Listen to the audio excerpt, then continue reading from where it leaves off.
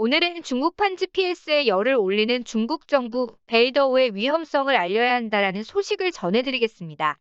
중국판 GPS 베이더우의 성황법 시스템이 과장됐다고 대만 싱크탱크 연구원이 지적했습니다.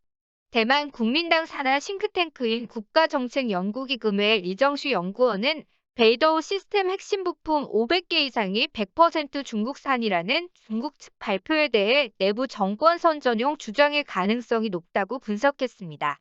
이 연구원은 베이더우가 개발된 지난 20여 년 동안 중국은 미국의 기술 지원, 특히 반도체 연구 성과에 크게 의존해왔다며 베이더우에 대해 실제로는 미국 기술에 의존하는 시스템이라고 했습니다. 중국은 지난 1994년 베이더우 시스템 프로젝트 1단계를 시작해 올해까지 3단계를 진행했으며 총 90억 달러를 투입하고 위성 55기를 발사했습니다. 이 연구원은 현재 미중 관계의 갈등 국면을 볼 때 향후 미국이 기술 사용을 제한하거나 핵심 기술 수출이나 업그레이드를 동결할 수 있다며 그렇게 되면 베이더우 시스템이 정상적으로 작동할 수 있을지 의문이라고 말했습니다. 이 연구원은 중국이 고품질 반도체 설계 및 생산 기술을 보유하고 있지 않은 점도 지적했습니다. 그는 중국은 대만의 반도체 위탁 생산업체 TSMC에 의존하고 있지만 미국 기술과 장비가 들어간 제품에 대중국 수출을 금지한 미국의 제재에 따라 TSMC 역시 작년 9월 화웨이에 대한 부품 공급을 중단한다고 덧붙였습니다. 미국의 제재가 직간접적으로 베이더우 시스템에 영향을 줄 수 있으며 그 영향력은 향후 더욱 커진다는 전망입니다.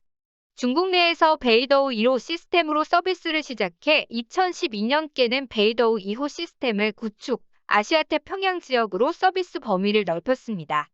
지난해에는 3호 시스템을 개통해 전 세계로 그 범위를 확장하고 있습니다.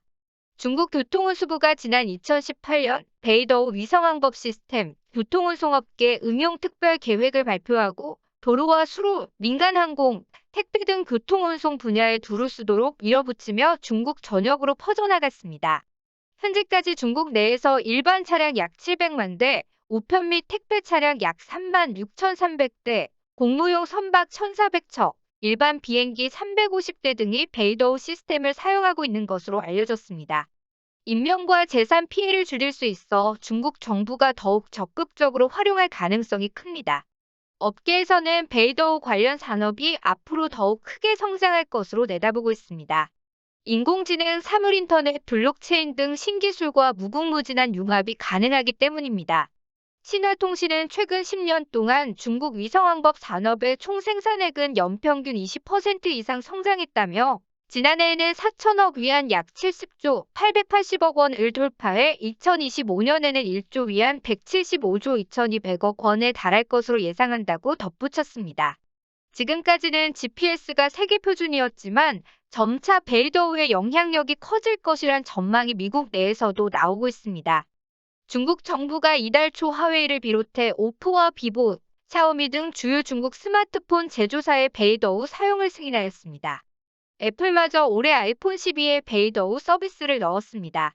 미국에선 중국 베이더우는 보안 문제를 일으킬 수 있다며 부정적으로 보고 있지만 이미 중국과 경제적으로 밀접한 관계를 맺고 있는 동남아시아, 남아시아 국가들에는 베이더우가 깊숙이 파고들었습니다. 위성의 위치 확인 전파를 쏘기만 하는 GPS와 달리 베이더우는 위성과 스마트폰이 서로 데이터를 주고받을 수 있습니다. 미국 전문가들은 이를 악용해 중국 정부가 단말기에 스파이웨어를 몰래 심을 수 있다고 보고 있습니다. 중국 정부가 특정인의 위치를 실시간으로 추적하는 것도 가능합니다. 대만 정부는 이 때문에 베이더우 사용을 금지한 상태입니다.